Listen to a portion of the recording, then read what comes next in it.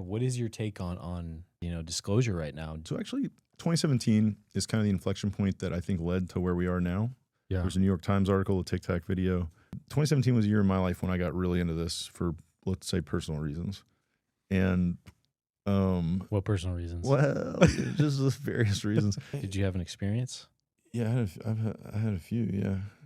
Is there any experiences you could share to be like, you know what, I have experienced it. There might be some truth to this. I would say there definitely might be some truth to it, like definitely. But my take on the overall thing, first of all, the universe, if you crunch the numbers, the universe has been making on average more than one Earth-like planet a second nonstop for 14 billion years. That's the odds are high. Yeah. Wait. Okay. One. so Say that one more time. Okay, so if you take, we live in the Milky Way galaxy. Every star you see at night is just the stars in our galaxy. Yeah. Calculate the number of stars in that galaxy, in our galaxy. Yeah. And you calculate the average number of Earth-like planets per star. Mm-hmm. Earth-like planets per star. Okay. Number of stars per galaxy. Mm-hmm. Average number of Earth-like planets per star. Okay. Number of galaxies in the universe. Mm-hmm. You multiply these three numbers, you get how many, an estimate, and you can like take it down multiple orders of magnitude to be really conservative, and you get some ginormous number of an estimate of how many Earth-like planets there are in the universe. Then if you count the number of seconds there are in 14 billion years, the first number is way higher. There's way more Earth-like planets than there are seconds in the history, and you're like, oh, like there's a lot. Like just every second, just like Earth. So if you wanted to do seed, like that's this. You can't count it. No, not even close. Not even beyond. Not even close. Like, it's just so infinity.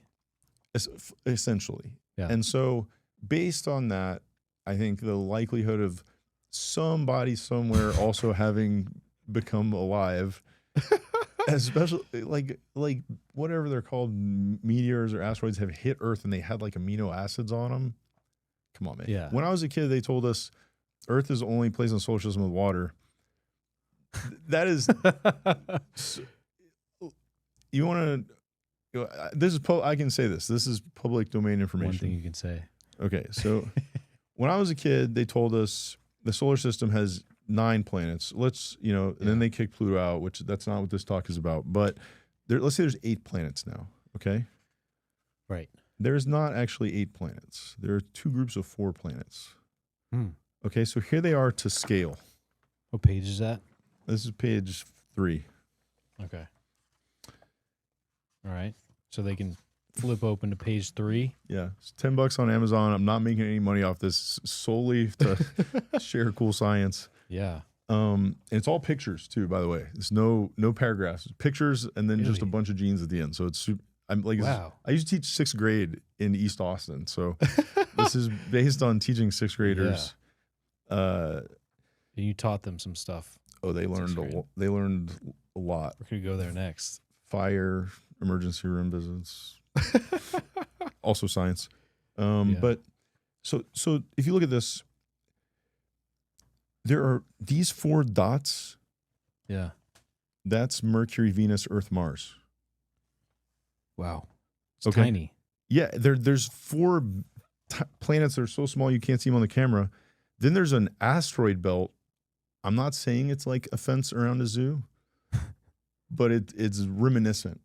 Huh. And then there's 4 gigantic planets with 100 moons each outside the belt, and their moons are covered with liquid water. What? I'm not saying anything is afoot. I'm just saying if we examine the pattern, it is. When I was a kid, they told us there's no water except Earth. Now they're like, oh, there's more water off Earth in the solar system than there is on Earth. Yeah. And there's been one Earth a second for 14 billion years. So all of this is just to establish that. Also, for the record, I heard there's $100 quintillion of mining materials in the asteroid belt, and the current world GDP per year is $100 trillion. It's 1 million times more money. Maybe we should just put into the asteroid belt. If we mine the asteroid belt, there might be $100 quintillion of wealth in it. So maybe we should stop fighting just for a second, get to Mars, make a base, mine the asteroid belt, and Yeah. just do genetics, just stop, Yeah. So all this is to establish that there is a reasonable likelihood that aliens exist because there's water, there's a bazillion planets.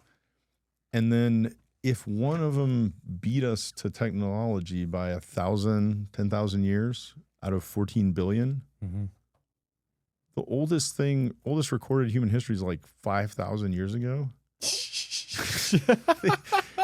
There's actually, dude, in this book, this is one of the first images I made this like 5-10 years ago in grad school. Is blue line. So it's hand drawn. Yeah. Oh yeah. Wow. It's universal history timelines by orders of magnitude. Basically what emerges from this is there's like the oldest recorded human history is like 5,000-ish years ago. Yeah. Humans happen. I'm gonna get like 200,000 or 2 million years. Yeah. There's like 200,000 years where humans were just roaming the earth with no records. What the heck happened during those? Yeah. That's a No records. If or were the they electricity went out deleted? for a year, like COVID, remember the quarantine? People were like, you just couldn't go outside much. If there was just 100,000 years of humans, I'm just saying, there's a lot of room for mystery. They never wrote anything down in 100,000 years. I mean, maybe there's some stuff in like caves hieroglyphs. Here and there. Who knows? But I think basically what I'm getting at is, I would bet personally that aliens have been here a long time, and I think the atom bomb seems to have been an accelerant for Roswell happened right after that. Then you had Blue Book with the Air Force, and they kind of needed to patrol a little bit over humans destroying the Earth. The most people I've ever managed in my life is about a group of 5 undergrad volunteers in a lab. Let's say you were in whatever the UN or whoever, even America, you responsible for 8 billion people. Yeah. And you're like, okay, there's actually aliens. Like, I mean, I don't know how it all works out, but like, you might have an impulse to be like, we need guardrails on this to some degree. Also, the people want information. We all want. So I think it's probably real. There's also probably a push-pull of disclose. There's always greed. There's probably some exploits, but it's I would bet heavily it's real. The slow drip disclosure seems to be. It's like so obvious to me. But maybe that's me. I think it's obvious to everyone, but I don't think it's gonna create until somebody sees an alien standing in front of ship. UFO on the White House lawn or an actual alien walking around, I think people are going to be like, "Oh, this is different now." But if it's just videos of, I think people will be like, "Whatever." To me, like the whole idea of what I understand a little bit of protection for certain structures and how our civilization has lived, and I think there's a lot of nuance and things there. But I think in general, it's like to limit people to this information at such a high level is like, to me, it's coming from a place of fear and control instead of coming from a place of like trust and love, like the ability to go, you know what? I believe these citizens will be able to understand, there's other life floating around, like flying around the earth. Why can't we believe in the possibility that human beings have potential to be like, of course I can handle that.